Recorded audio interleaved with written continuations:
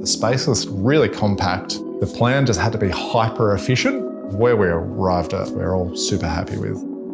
Hi, I'm Chris from Archer and welcome to Davison Street. The building sits on the edge of an industrial area and a residential area.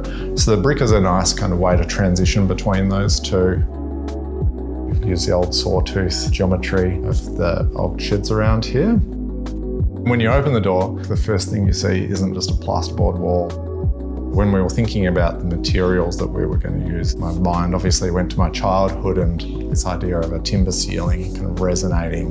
We selected a silver top ash Victorian timber that's milled locally in Dandenong Ranges.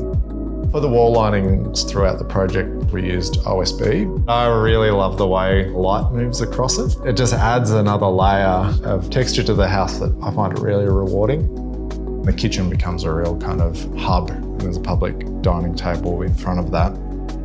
We were really conscious of maximising light into the living spaces and really extending that internal space into that external space. We have a small but pretty functional courtyard space. What we've tried to do is make the main living space part of the outdoor deck. Separation between volumes is a pretty major thing internally. The bedrooms are all tightly together, but we've used the thickness of the cabinetry to create some thresholds between the hallway and the bedrooms. And then we've centralised all of the bathroom cores above the kitchen.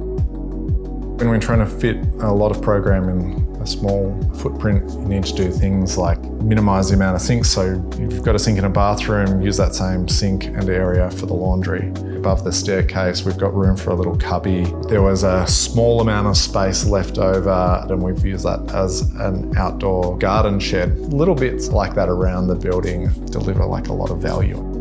Everything's super efficient. German heat pumps for hot water, solar panels, batteries, hydronic heating. The house is pretty much net neutral over the year. Just an incredibly efficient use of energy to the point where you're not even aware of it. Hopefully this building proves that you can procure high quality buildings at a reasonable price. The longer we live in it, the more we love it.